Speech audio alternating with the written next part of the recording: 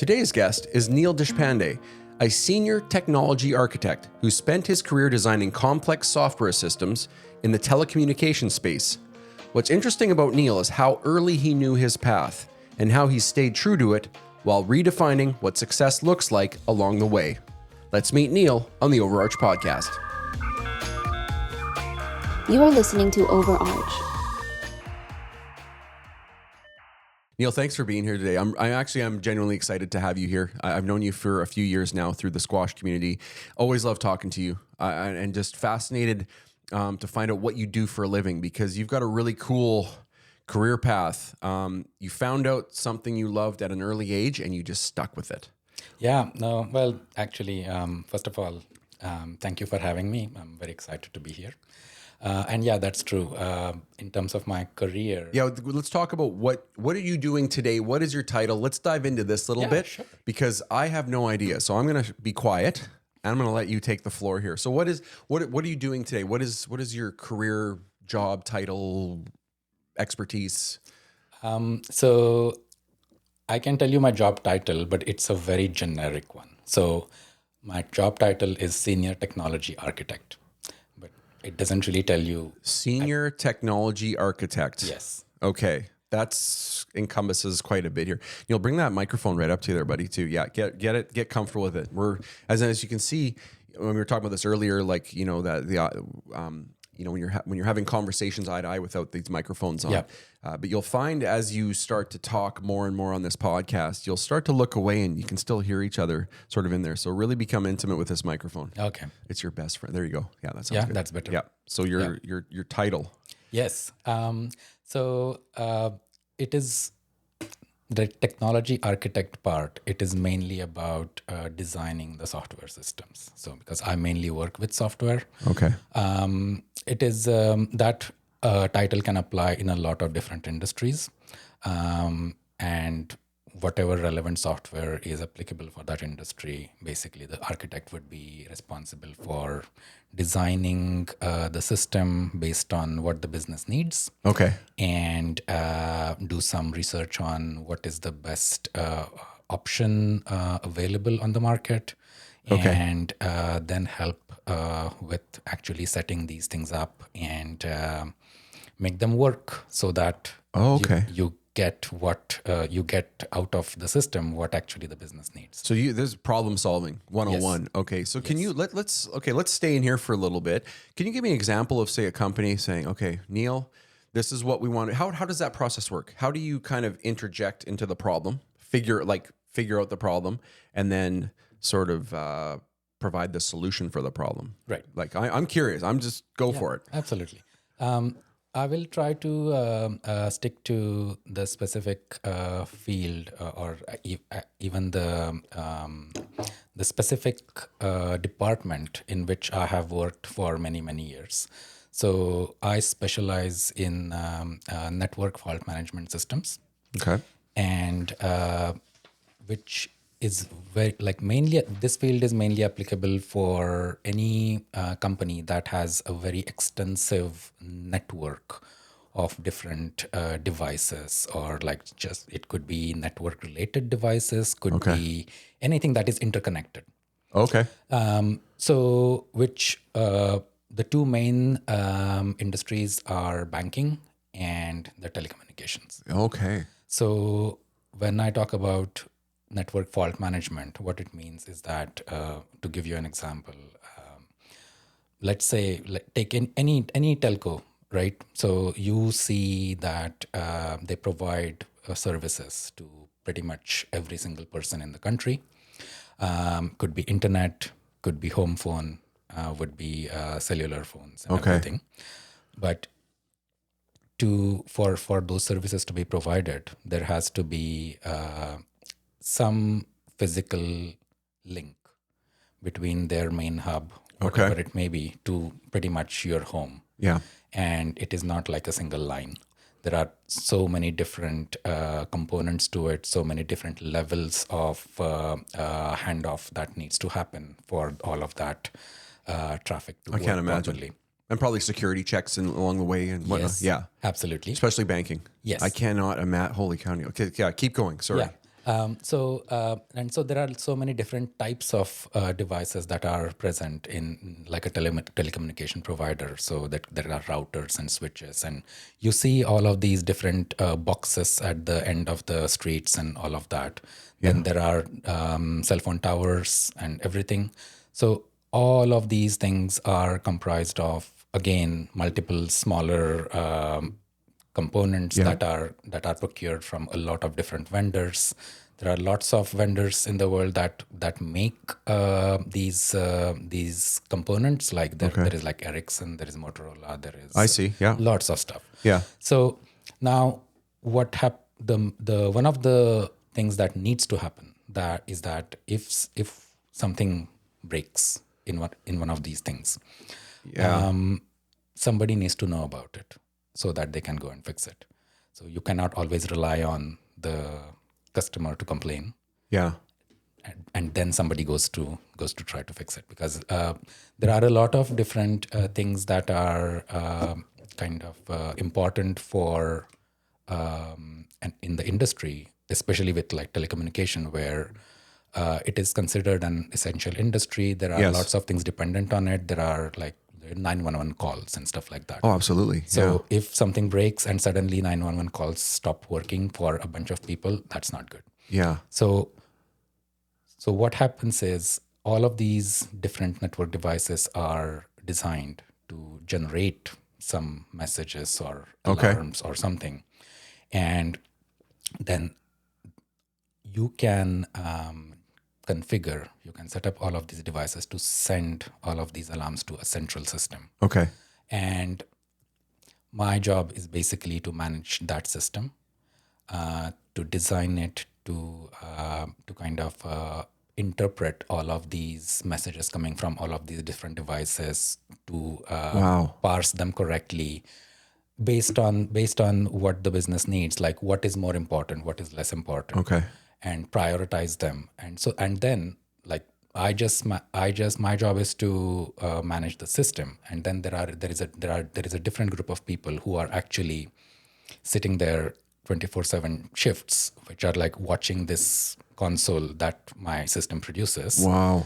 And if there is like a critical level thing, they will immediately call a technician to go and fix it. Okay. Yeah. Oh my goodness. So yeah, so that's the kind of field that I have specialized in for the last almost 20 years. Okay. And how important is that? That's like I'm in communications in a way, right? Like we're going out live, we're hearing audio, but all this behind the scenes in order to connect to other people is what you're managing. Yes. Oh my goodness. You're really important, dude. Neel, I don't think you know who you are, man, my friend. That is fantastic. Wow. Okay. Yeah. So and telecommunication is one of the industries, and obviously with banks there are all of these like point of sale devices. Then there are ATM networks. So that's why these similar systems are used in banking networks as well. Okay. Yeah. So 20 years. What's been the evolution of this technology like in the last 20 years? It's a good question. So I have seen how it has evolved. It's interesting though, because the really core functionality of the system has remained almost the same. Cool. But at the same time, how the different things communicate with each other? What are the protocols that are used? Okay. How you can use more secure protocols so that like when these things are talking to your system, it doesn't get intercepted by a bad actor. Like the communication stays encrypted and all of that. Yeah. So those things have evolved. Okay. Yeah. Oh, I absolutely have to, because it's almost like this catch-up game. You know, you someone cracks something, you got to get better on that, and it's just this leapfrog of. Yeah. Neel, you're in this crazy world. It's really cool. I had no idea. I had no idea how complex it is. That's why I have you on the podcast, because I wanted to get down to this. So we'll come back to that right now. This is 20 years. This obviously was something that you may have wanted to do your whole life. Like, take me back to your childhood. What was your... I got a questionnaire here from you before you came on the show, so I kind of have an idea. But what was your first job? And you said you didn't computers was kind of always in your. It was it. It was the moment you kind of found the computers. You're like, I'm done. This is my path. Yeah. Tell me about how that. Excuse me. How does that work? Like, tell me, like, what the feelings? How did you come to computer? What was the whole process as a young Neel? Absolutely. When I grew up in India, and I grew up in a large kind of combined family. So what I mean by that is, so the house I grew up in was my grandparents' house, and my father and his family, and also my uncle, so my father's brother and his family, we used to live together in the same house. And so when I was about 5 years old is when I first got a computer at home. Not mainly for me, but because my uncle was in computers, like he's a software engineer. Okay. So at that time, whatever was the available like personal computer. Yeah. Do you remember what it was roughly? It was probably like a 386 processor or something like that, which was, and with like, I don't know, maybe 16 kilobytes of RAM or something like. Kilobytes of RAM. Okay.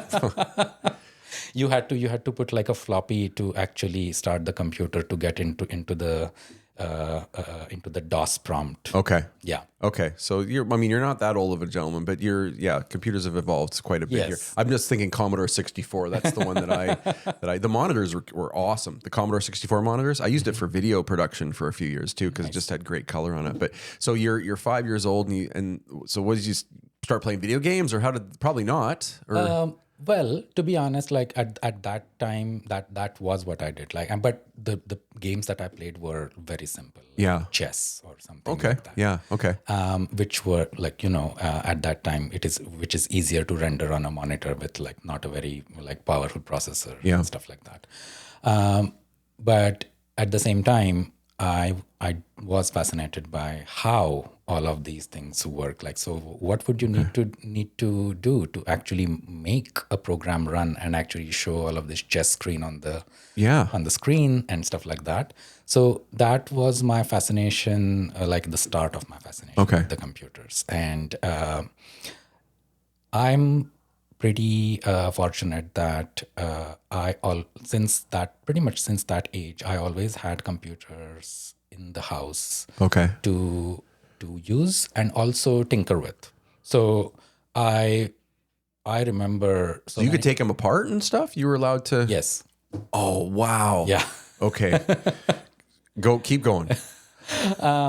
And obviously my tinkering started more at the software level. So I remember when there was a time when there like not the very first computer, but one of the later ones that I had, it had like Windows 95 operating system on it and stuff. And I remember just like deleting a bunch of stuff from it, and then like the computer would not start at all. Okay. Cold sweats? Yeah, the cold sweats. Oh, yes. But then like at that time, I just learned how to just reinstall everything and just make it work again. Okay. What was your age at this age range? I would say around 10. Okay. Yeah. Okay. Yeah. And and then after that, it was more about like swapping out different components of the system, and like say like taking out a hard drive so that like take some stuff to the friend's place and stuff like that. Oh, wow. Yeah. Oh my goodness. Okay. And so that's how basically how it started, and it my fascination with it never ever went away. No, And I'm trying to think what I was 10. I was not doing, I did see computers, but I was more like, oh, look what it's doing. Wow. Not like, okay, let's open this up. Yeah. Let's see how it's doing it. That's fascinating. And so at 10 years old and you're so a young lad and you're starting to really, you enjoy this. And at that age, where you grew up, did you have to choose a career early, or was it like, okay, if this is what you love, this is like, what, did you have pressures to make sure that you were going in this path for career, or was this was your train and it was leaving? I'm doing computers. So it's both. It goes both ways. Okay. Because where I grew up, obviously, there are a lot of people and not as many opportunities to get ahead. Okay. In terms of your career, like what is considered a good career. Yeah. So there was always this thing where like academics are important. Okay. So you study, you get good grades, and you need to at least at that time you need to decide on your career path reasonably early. Oh, okay. So for example, after my secondary school certificate, which was like grade 10, so when I was about 15 years old, Yeah. is when I had to make a decision on which subjects I want to take for my grade 11th and 12th, because that would decide which career path I get to choose after that. I see. So, for example, I knew I didn't want to. I knew I wanted to get into computers, so I decided not to take biology after my Oh, I see. Okay. because like I wasn't going to become a doctor or anything. Yeah. So it's just like mathematics, physics, chemistry, Okay. those were the important subjects. So like that's what I did. That's what I took, and then there was definitely a pressure and basically need to do really well. Yeah. And get as good grades as you can, especially in these three subjects, so that then you can get into a good university. Yes.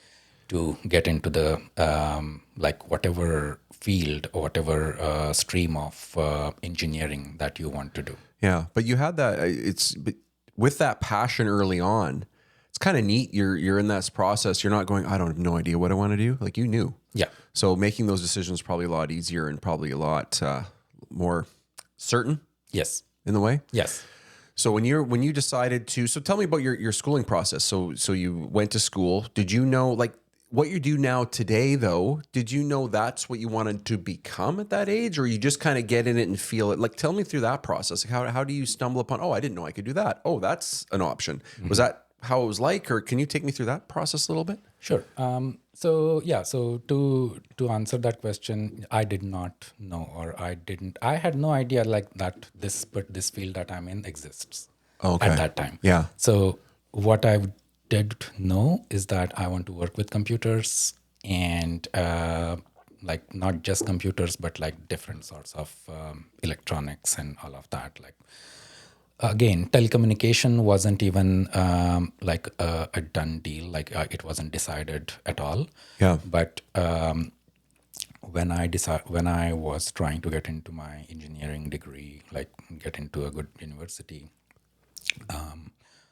so at that time, this electronics and telecommunications. So that's my engineering major, electronics and telecommunications. Okay. Yeah, it is engineering, isn't it? Yes. Because that's, what you were explaining to me, what you do, I'm going, well, that's engineering. I didn't, but yes, it makes perfect sense.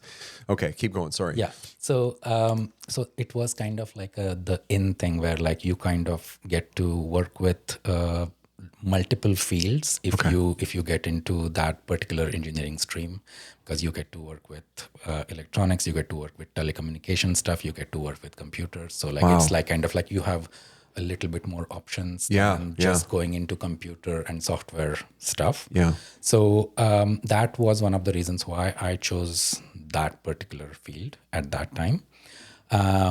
But again, I did not have any specific idea about what I was going to do after I finished my engineering degree. So that's also part of the whole journey that I've had. Absolutely. Well, let's get into that right now. So when you graduate, you're not going, I am going to do this. So what is that process like? Because I think when a lot of people graduate around the world, I'm sure, and you get your degree or your discipline or your study, and you kind of go, okay, I got to get a job. Yeah. I got to pay for all this. Yes. So what was that process like as a young gentleman? Like, okay, I got to find something, or what was going through your head? So it's in terms of kind of explaining the culture that there exists. Yeah, please. In India. You are, once you are in even when you are studying for like an undergraduate degree, like engineering, usually people don't expect you to work. Like your parents would not want you to work while you're studying. Okay. They would want you to just study and Yeah. like, just like finish your whatever you're studying, and just like then either you go into your postgraduate degree or get a job or whatever it is. So because of that, so my parents paid for my fees, like for me to become an engineer. Yeah, good. Yeah. After that, when I got my degree, so the uncle that used to live with us. Yeah. At that time, he had already immigrated to New Zealand. Okay. So I tried to get into a university in New Zealand for like further studies after Okay. that, and it was an interesting process for that because as you know, like if all the universities kind of want to get international students because Yes. they pay a lot of fees, A lot like, more. yeah. So they have these.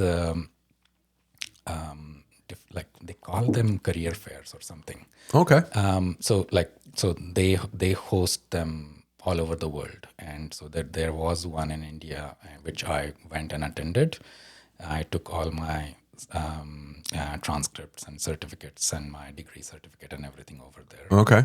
And so the professor, and they actually had professors over there, like from the university, to kind of like check what I've done, like for all the different people, Okay, students okay. that are there.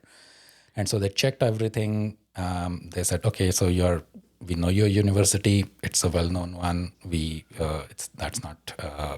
have no doubt that you have done well over here, Yeah. and we would love to attend our university. So that is how. So I got an offer from them to study in New Zealand. Okay. From the fair. Yeah, Okay. and then I got a student visa Yeah. using that offer, and then basically when I was I guess 22 years. I was going to ask you your age. Yeah. Yeah. Okay. 22. Exciting. Yes, yeah. So that's when I went to New Zealand for my further studies. Yeah. And the really helpful thing over there was because my uncle was there and his family was there. So I stayed with his family. Oh, that's nice. Yeah. For a while.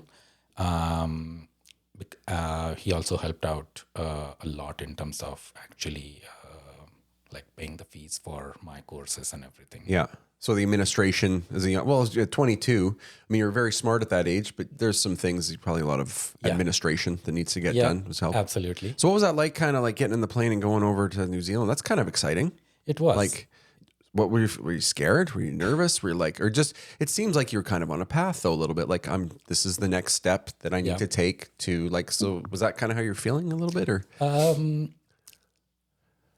It's a good question. I'm finding it a little bit hard to remember what exactly I was feeling. That's okay. That's why we're here. We're going to take a trip down memory lane there, Neel. That's fine. And I mean, I was excited. I wanted to see a new country. Yeah. Like experience living somewhere else. Yeah. And so I didn't really know what exactly I was going to do after that, but like that, it was kind of always one step at a time. Yes. Yeah. And so I went there, started my studies, and they call them trimester. Like at least the university that I went to, Victoria University, they call them trimesters over there. So like I think every 3 months. Oh, okay. A block. Okay. Yeah. So I completed one trimester in the postgraduate course that I was doing. Yeah. But in that time, but then I was looking for some work as well. So I couldn't just study and not do anything else. Yeah. And while I was doing that, there were telecommunication companies that were hiring.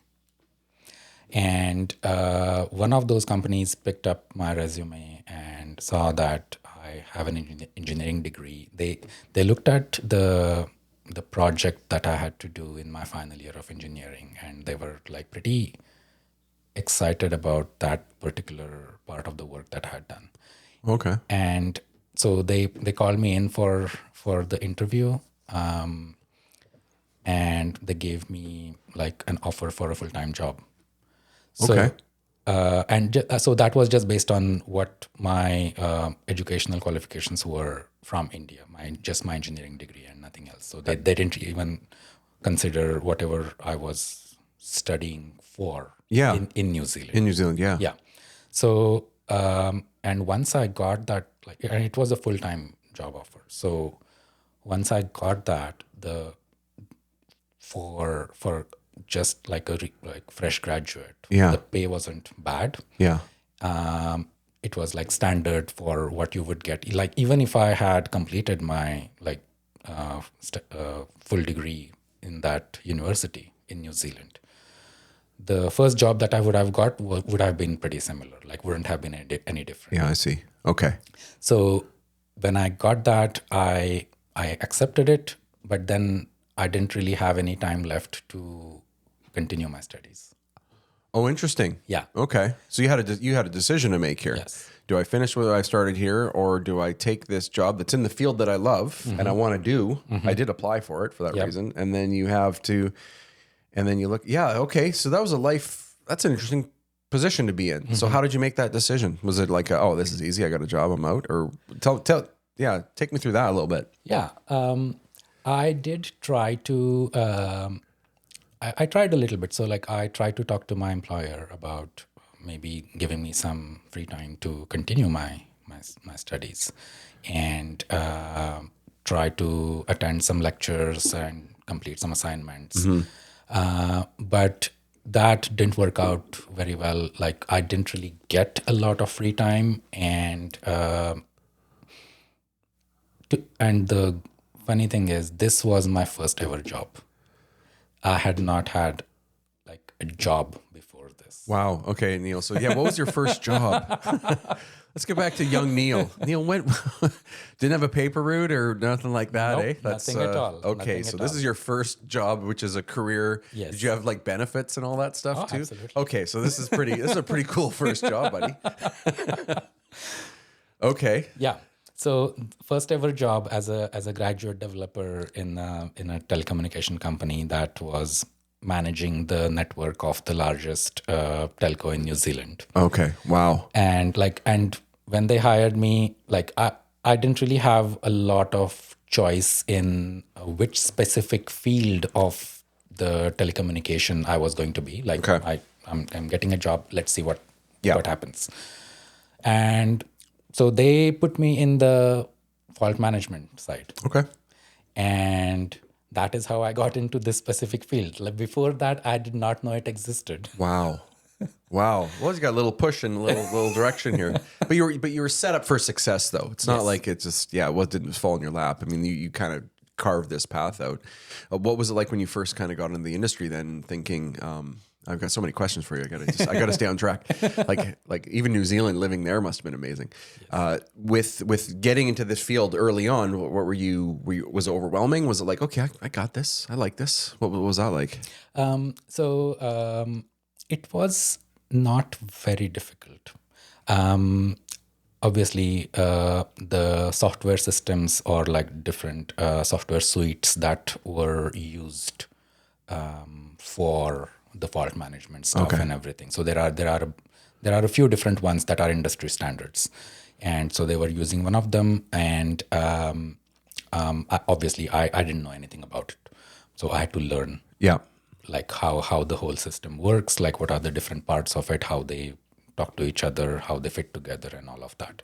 But so mainly my initially for the first year or so, like because they hired me as a graduate, so they weren't expecting me to already know anything. No, and I think you bring up a good point there. Yeah. I think with every career job, I saw a really good quote or a meme. It's you're not really qualified for the job until you're 6 months in. Yeah. Like you never open up, get a job, and go, oh, I should know everything. Yeah. I never, ever. You like you said, you had to learn the system and everything. So I think they realistic expectations for sure. If they think you got to come in and hey, how come you don't? I mean, what are they doing? Yeah. So how was that learning curve for you though? I think I did pretty well. Yeah. It was like you said, like took me about 6 months to really understand how everything worked, and then there were gradually more and more responsibility that came my way. Okay. And so then there were there is always a need to make the system do more than what it is designed to do, because there is never one system that fits everybody's needs. Okay. So then you have to kind of tweak it. You have to customize it. You have to write some programs to kind of extend the functionality and all of that. Oh wow. So it's constant. Yes. Constant. Yes, Okay. it is. All right. And then that's what I started doing. That's what I was asked to do. And then like obviously there are different projects that you work on. Yeah. And as I started doing that, my familiarity and experience with the field kind of grew.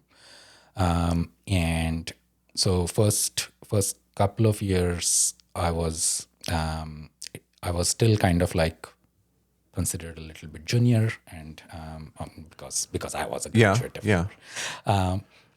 But Because you were a junior. yes, because I was a junior. You were a young lad. But then after 2 years, I kind of like just felt a shift into in the attitude of different people within the company. Yeah. And Yeah. Leadership changes, things like that, or personnel change and culture change. Not so much as that, but I think I feel like I was demonstrating some pretty good work. Yeah.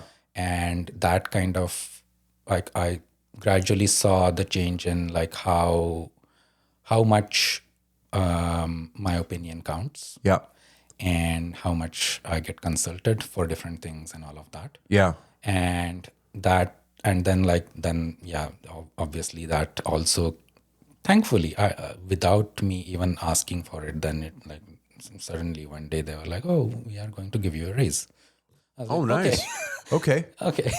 So Well, that worked out. I was thinking I was waiting for what's going to happen. That worked out. That's a nice end of the story. Cool. You had me as a little suspense there, buddy. Okay, cool. I like it. I'm in. So So that was 2 years. So that was 2 years in. So you're living in New Zealand. You're working at this company. New Zealand must have been amazing. What city was it in? Or Wellington. Okay. Whereabouts is that? I know the city. Yeah. Is it on the north coast or the north? It's on the North Island, but like almost the southern end of the North Island. Okay. How was living there like? Like were you like, this is okay? Were you feeling like this is my new home? This is where I'm gonna be, because we're not. By the way, whoever's listening, we're not in New Zealand. So there's some changes that happen in your life. So after the 2 years, you get the raise. Well, that's pretty nice. Yes. What was your next sort of step after that? That was pretty good. I continued I was pretty happy at that time too with the type of work that I was getting. So in your young 20s, like 25, 26-ish? Yes. Okay. 26, yeah. Okay. So I continued in the same role for another year. And then at that time, it was kind of an internal urge to explore more. Yeah. Okay. So is this? I mean, this is okay what I'm getting right now, but is there anything more out there? Was there a moment that kind of had you feel like, what was that? Was it a gut thing? Did you see a movie, or was it like, did you read a book, or you heard about what was kind of, were you getting antsy for something, for more travel? Was it being on an island? A beautiful island, by the way, but you're on an island. But so how does that come to be, that decision or that feeling? How does that come about? It's a funny thing because at least at that time, people used to. I was a first generation immigrant, obviously, and you just kind of see what other, you kind of built some connections with friends. There were a lot of other immigrants within the my friend circle as well, and you kind of hear stories about what people are doing, and it's an interesting thing because in those days it was a very steady trend that people used to go to New Zealand, stay there for a few years, and then go to Australia. Okay. Because obviously New Zealand is yes, it's a beautiful country. I loved my time over there, but it's a pretty small country and like small economy. There is a ceiling that you hit, and then you like it's you. There is only so much. There are only so many jobs in the market. There are only like so big like a project that you can do. So if you want to kind of earn more, or if you want to get more experience, or like if you want to explore even more complex work opportunities and all of that, then the next step from there is always Australia. Well, it makes sense with the just the population growth and then the limit you can grow. Yeah, so that makes perfect sense. So was it, how do you make, so you did go to Australia? I did, and that was the way it worked out was pretty good because the company I was working for, they were a global company.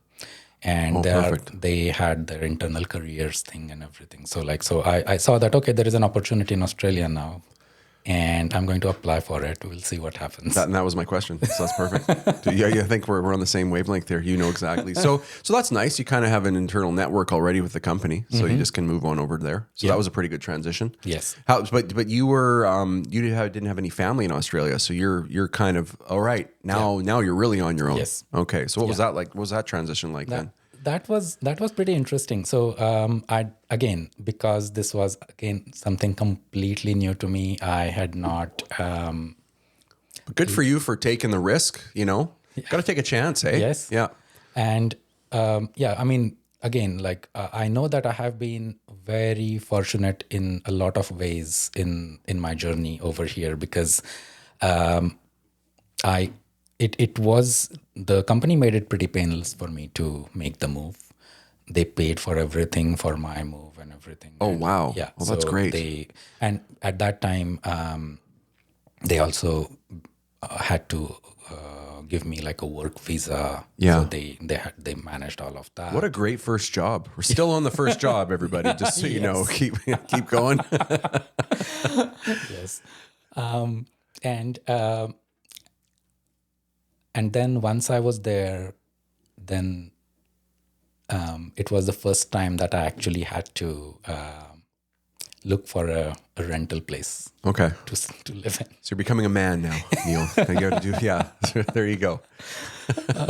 So again, didn't know where to start. I just started looking at different listings, and I found a little 1-bedroom apartment reasonably close to where I had to work. Yeah, and which was like literally walking distance. That's nice. 5 minutes. That's nice. Yeah, and so I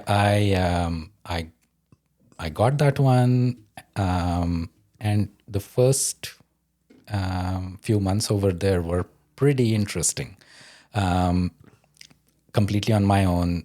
There was no furniture at my place, so just starting from scratch, every single thing, getting a couch, getting a bed. Yeah, that first day you move in though, you're like literally, I'm going to sit on the floor. Yeah. No, absolutely. I've been there. I was there. Yeah, yeah. Wow, I got walls. Okay, here we go. I know.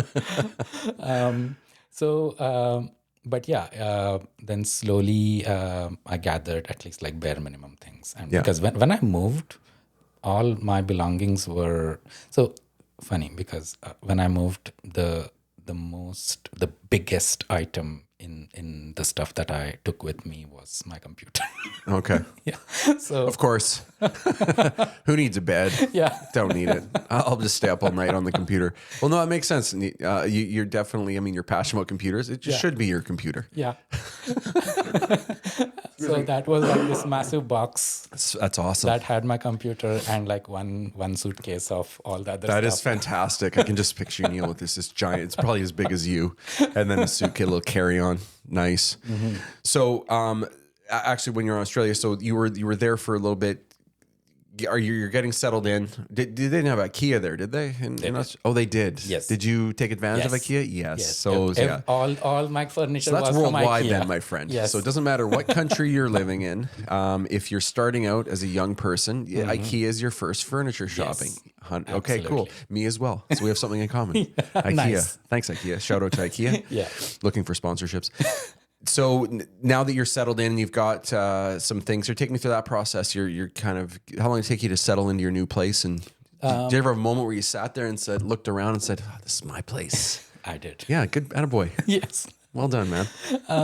So I want to kind of go back a little bit and kind of come to this moment again. Yeah, for sure. Because, it took me about a couple of weeks to sort everything out.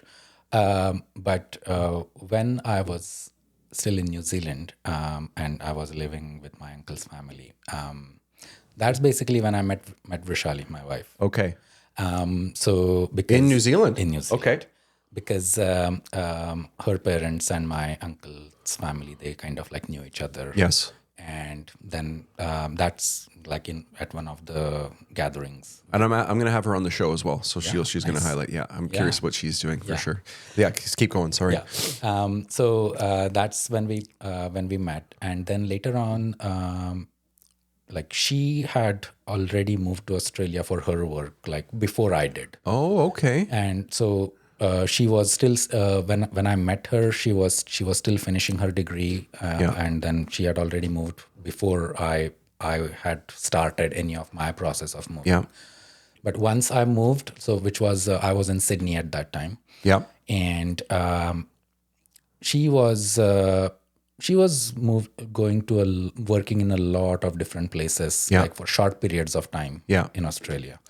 And when I had my place and everything, so in one of the times that when she was going from one town to another for her work, like we caught up at that time, and that's when we kind of reconnected. Yeah. And then actually started dating. Yeah. Yes. Yeah. Okay, so that's kind of neat. So going to Australia, but you knew that she was there a little bit potentially, and so you kind of had a not just a work reason, but maybe possibly a relationship reason as well. Because those are big decisions when you're fostering your career or carving it out. I mean, family becomes a huge piece of your decision making, as I'm sure we'll find out later, right? Yeah. So tell me, how was that like? So once you guys connected there. Yeah. So when we connected over there, even though like we connected, she was still not in Sydney. Like she was still moving around. Like she has traveled a lot more than I have, and she was working in lots of different small towns and everything. Oh, okay. But once in a while, she would visit, or there was one time I visited where she was like just on the south coast of New South Wales. But what happened was like then she made the decision to also then come to Sydney and kind of continue further studies. Oh, okay. And when she came to Sydney, then we kind of like started spending more time together. Yeah. Okay. So at that time, I still had my place. She had her place. Yeah. But then while all of this was going on, then there was a time in my work-related journey. Yeah. Is there was some like contractual things that were going on, and there was a very high chance that I would have lost my job. That was okay. that I had with this company. Stressful. For a while. Yes. Yeah. And at that time, also I was still on a work visa, So Okay. if I wanted to stay in this country, then I had to find another job like that would continue to sponsor me Oh, I see. to stay there. Okay. So instead of waiting to see what happens with my job, I just started looking and found another. Good for you. Yeah. Okay. And In Australia. yes. Okay. So that was still in Sydney. But so funnily enough, though, because I was kind of pressed for time at that time, I did find a job, but it was not in telecommunications. It was like something completely different. Oh, wow. Yeah. So even though they needed the expertise in the same things that I was working in. So the company then I moved to was actually a mining and manufacturing kind Okay. of company, Okay. and they had actually acquired That's okay. the contract to actually manufacture the new fleet of Sydney passenger trains. Okay. So just city trains, and they needed the fault management system to be implemented for those trains. Okay. So from scratch. Like Yes. this. Okay. Yeah. Wow. So, All right. So basically, what I had learned in my job until now, I needed to make use of it, but implement a similar system, but in a very different context. You're not kidding. So, which I did, and then the concept was still similar. That if there is a train, so that is in service, Yeah. but like suddenly if like the door is not closing or something like that, then somebody needs to go and fix it. Yes. So same concept, Yeah. that it would generate like a message, and my system would see it, and somebody can send a technician out to fix it without taking the train out of service, because if the train has to be taken yeah. out of service, then Yeah. there are penalties for the company that is managing them. Oh, okay. Yeah. A little bit So of pressure there, but it's the same system, but just different context, Yes. right? So it almost sounds like everything out there needs this internal system that you're talking about, that you're working on, yeah. like pretty much. So, wow, that's the underbelly of our whole society, rides on what you're managing. Neel, I hope you realize that. No pressure, like, once again. It's pretty cool stuff, though, to be able to. What was that like? So, how do you tackle a problem like that? Coming in, like, okay, from ground zero and solving this problem or implementing this system into this whole new world. How do you tackle that? I think that's a great question, because I think that is where I started to get more of an exposure and experience in terms of the architecture side of things. Because then what I needed to do was, okay, so what is the train able to do? What is the software on the train able to do?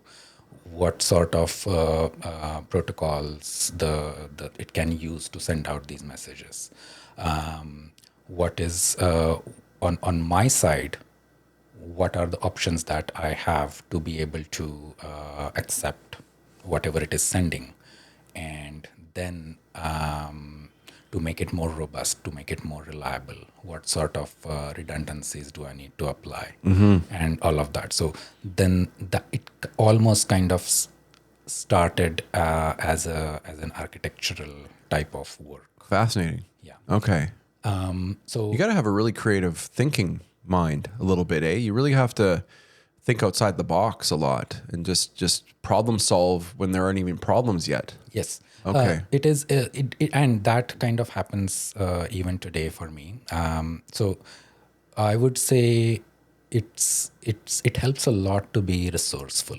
So like kind of think of a solution that is not apparent like immediately, and kind of like just make it work by like connecting these random things together. I mean, like that is like because there are always times when you need to get something to work really quickly.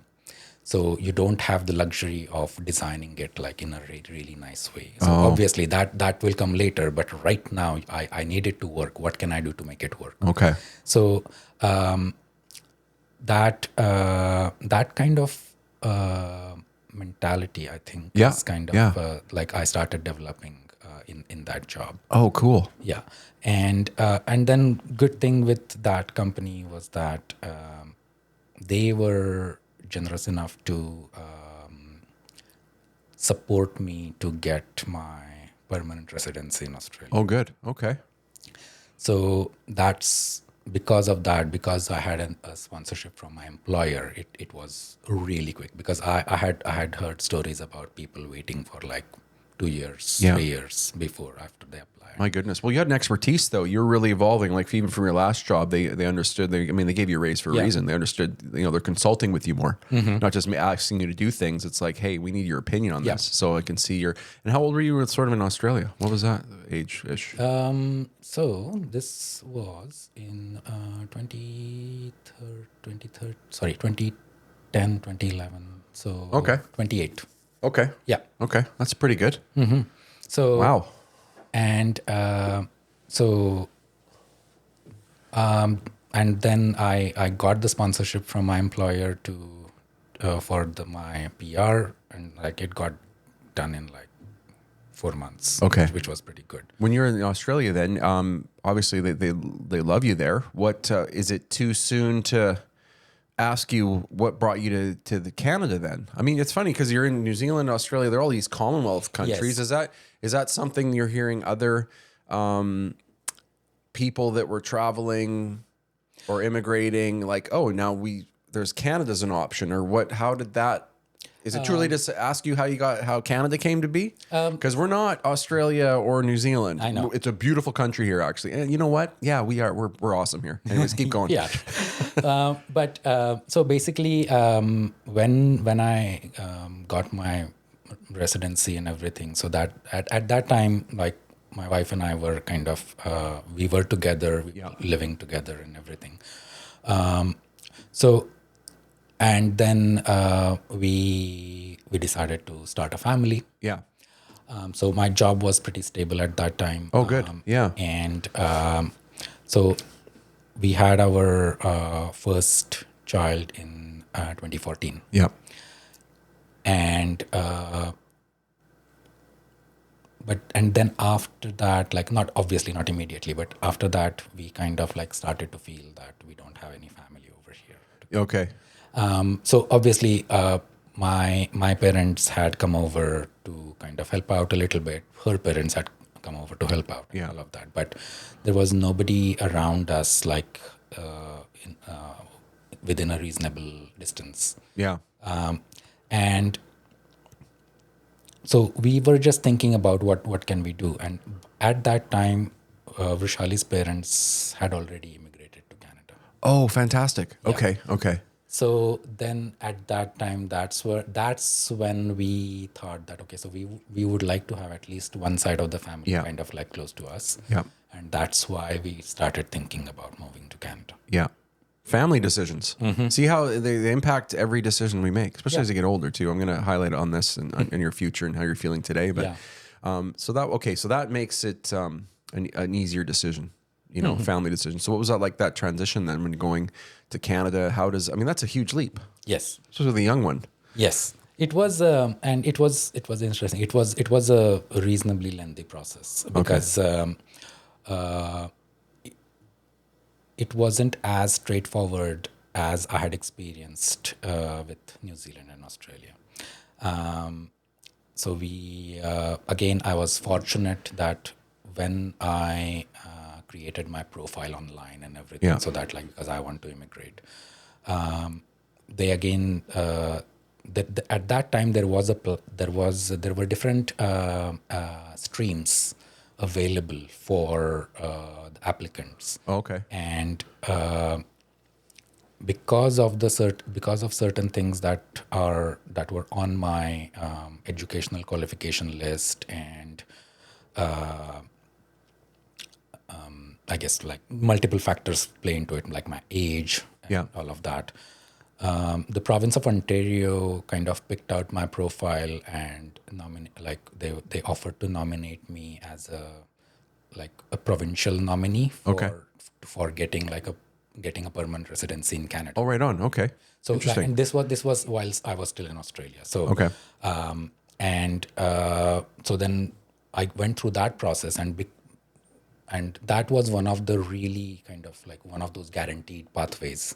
Okay. If you get picked up by a province, so basically they're saying we need your skills over here.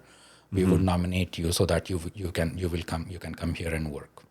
So and then because of that, then it became a lot easier for me to actually complete the formalities. Oh, okay. Okay. And we landed in Canada as landed immigrants in January 2017. Okay. And that's in Ontario? Yeah. Okay. So Ontario. Yes. Well, we're not in Ontario though. Yeah. So how long were you in Ontario and you realized I got to go to BC? So No offense, Ontario. Well, not funnily really. enough. Yeah. And good again. I keep saying this because I know that a lot of people don't get these opportunities, Yeah. or like it doesn't work out for people the same way. Yeah. But I got Canadian PR while I was still in Australia. I also got a job offer while I was still in Australia. Oh, brilliant. So once my PR was finalized, I started applying for jobs, Oh, okay.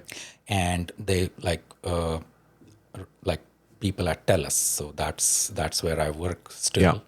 So they were hiring, and they did a phone interview with me. Brilliant. And they were happy to offer me a position, and that Wow. That's fantastic. and that's why when we moved, it was in the job was in Toronto, so that's why we moved to Ontario. Yeah. Like we found a place nearby, and I worked over there in that location for almost a year. Okay. And then, but Brushali's parents were in BC. Yeah. So I asked my employer, like, if I wanted to, like, I would like to keep the same job, but like I would like to move out west. Yeah. And they were very generous, and they were very flexible about it. And they were like, yeah, go ahead. Wow. No problem. Yeah, because Telus is our telecommunications for it's a lot of it's BC and Alberta, correct? Yeah. So, that makes perfect sense. Yeah. Nice little skip hop. Yes. Wow. And eventually we ended up in BC in 2018. Yeah, and then here we are in British Columbia. So you're doing the same job that you when you first came to Canada. Yes. They were. Well, that's fantastic. Yeah. Oh, dude, that's wild. So you've had quite a journey together, and we're very thankful that your family did move here because we love chatting with you and stuff, and your kids are amazing. Yeah, your kids are like geniuses, by the way, but that's a whole other world. Like seriously. Anyways, so looking back at your journey here, what advice would you give yourself, as a young person growing up? I mean, but it sounds like you had a lot of discipline, dedication, determination. It sounds like you put your nose down and just got work done a lot. But what advice would you give yourself growing up and things, adversity? Were there moments where, oh man, I wish I did this or that, or just any advice you'd give your younger self there, Neel? Think about it. Yeah, no rush. No, this is a reflection. Yes, it is. It is a reflection. I think I would say that because a lot of these like crucial decisions and moments have just worked out for me. I mean, everyone faces some adversity at work and all of that. But you just have to learn to deal with them when you face all of these things. Like I don't know if it is possible to kind of prepare yourself for it if you have never experienced it before. So I would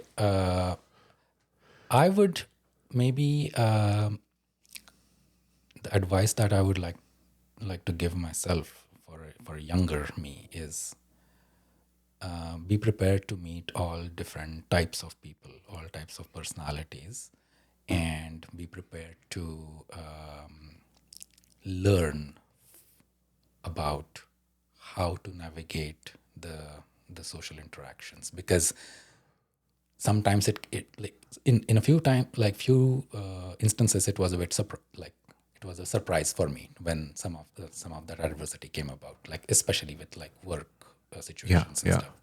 But so if I feel like if I had expected that a little bit, it may have been a bit easier for me to deal with it. Yeah, because I mean, you could bring up a great point here. We could probably go on about this just in general. It's those social interactions because, when you have to work and collaborate on projects with people, wow, what a skill that is. Just to sit back, listen, don't take things personal. Yeah. Assess, because in the end, I mean, what's really important, right? Your friends and family. Yeah. So it's kind of, you ground yourself. And I want to, that's great advice. I want to ask you, what is, so for you, you've been able to really follow your passion, your career choice. What does success look like for you now? Right? Like what is that? That's again, I think it is one of those questions where it's a bit of a reflection for me. Because if you had asked me that question when I was just starting up my career, the answer would have been different probably. Absolutely. Well, so what would the answer be when you're a young person and then today? Probably at that time I would have thought success would be I would like to be at some kind of C-level executive in a very big company, and like I want to earn a lot of money and have all the luxuries that I can get and all of that. But now I would say that success is most importantly having a good, stable, and happy family life, and having like being able to maintain my mental health. Yeah.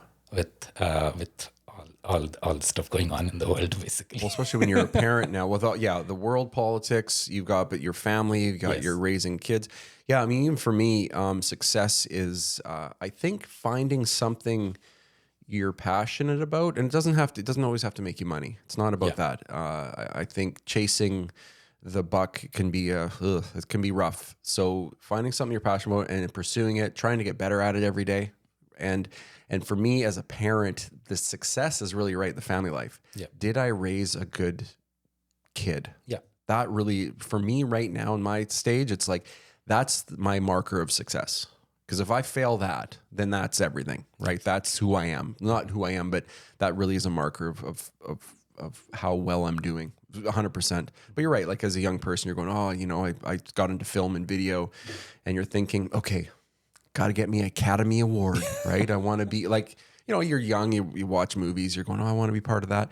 And after a while, you're like, well, no, that's not, awards are not really the thing, because life goes on after that award. Yes. Right? So you get the award, but you're like, well, what happens the day after? It's like when I graduated in my university days, I mean, it was great to get I got my degree and I held it up. But I mean, the minute I remember this so vividly, I was just thinking like, well, what about, I got to get a job. Even while I'm getting my photographs in my gown, I was just thinking in my head, what am I doing tomorrow? Yeah. So yeah, success for me is definitely family focused, 100% for sure. Neel, we've that's a pretty good conversation. We're at the hour mark here, buddy. So I know we could talk a little bit more. I'd love to talk to you more in the future too, maybe about your technology and even how AI is playing into it. I know it's starting to level off. I think more and more people are figuring out how AI is helping them. Yep. It's not such a panic anymore, which a bit the last few months before this part. I mean, I think everyone thought no one would have a job in their whole entire world, but we still need human connection. Yeah. So that's why I kind of started this podcast, so I can talk to great people like you. But Neel, I want to thank you again for being on this podcast, and I'll have you on again in the future if you'd have me. Oh yeah, thank you for having me. I would love to. Yeah, it's a new experience for you, and I hope you had fun. I did. And that's our show on the OverArch podcast, everybody, and we'll talk to you next time. Bye for now. Thank you for listening to OverArch, the People Podcast.